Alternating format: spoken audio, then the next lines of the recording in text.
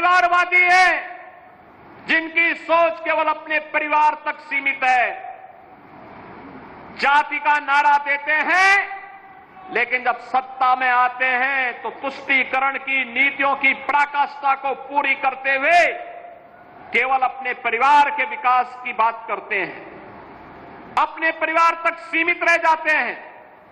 आपने देखा होगा जब 22 अप्रैल को पहलगांव में पर्यटकों पर हमला हुआ था, आतंकी हमला हुआ था, समाजवादी पार्टी के नेताओं के बयान किस किस प्रकार के बयान आते हैं, ये पता लगाने में ही कठिनाई होती है कभी कभी कि ये समाजवादी पार्टी के नेता बयान दे रहे हैं या कोई पाकिस्तान का प्रवक्ता बयान दे रहा है।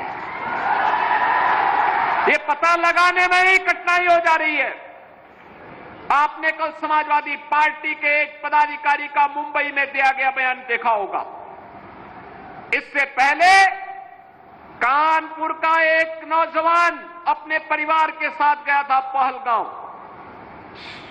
स्वर्गीय शुभम द्विवेदी की निर्मम हत्या कर दी गई। जब पत्रकारों ने समाजवादी पार्टी के अध्यक्ष से पूछा कि आप समाजवादी पार्टी आप वहां क्यों नहीं गए, तो उन्होंने कहा कि हमारी पार्टी का थोड़े था। कितना दुर्भाग्यपूर्ण और शर्मनाक बयान है। बहनों और भाइयों, देश की संवेदना होनी चाहिए अपने नागरिकों पर।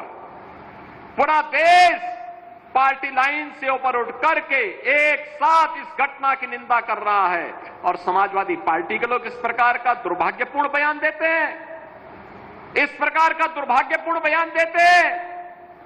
पहलगांव की घटना में उनका एक राष्ट्रीय महासचिव बयान देता है, कहता हिंदू ने ही हिंदू को मारा है, यानी पाकिस्तान को क्लीन चिट देने की कुत्सित चेष्टा। उनका एक सांसद उससे भी घटिया स्तर का बयान देता है।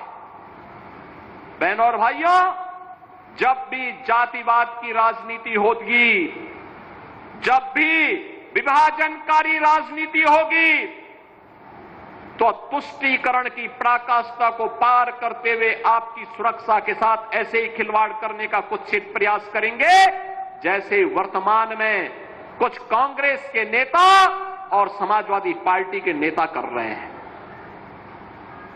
हमें एक स्वर से निंदा करनी चाहिए। आतंकवाद के खिलाफ देश की लड़ाई प्रधानमंत्री मोदी जी के नेतृत्व में 144 करोड़ के भारत को एक स्वर से लड़ना चाहिए। एक स्वर से प्रधानमंत्री मोदी जी के नेतृत्व में आतंकवाद का नेस्तनाबूद करने के संकल्प के साथ आगे बढ़ना चाहिए। इस संकल्प के साथ अगर हम आगे बढ़ेंगे तो जैसे 10 वर्ष में आपने देश से आतंकवाद को, नक्सलवाद को, उग्रवाद को समाप्त होते हुए देखा होगा, ऐसे ही जो थोड़े तत्व अब सिर उठाने का प्रयास कर रहे हैं, इनके भी जहन्नुम में जाने के दिन बहुत शीघ्र सामने दिखाई देंगे। और इसीलिए बहनों और भाइयों, आज हम सब आपके बीच इसी बात को लेकर के आए हैं। आखिर देश के बारे में कुछ तो दायित्व होने चाहिए, एक तो सीमा होनी चाहिए। सार्वजनिक जीवन में एक लक्ष्मण रेखा तो होनी चाहिए। जब राजनीतिक पूर्वाग्रहों से ऊपर उठ करके हम देश के बारे में सोचें, समाज के बारे में सोचें,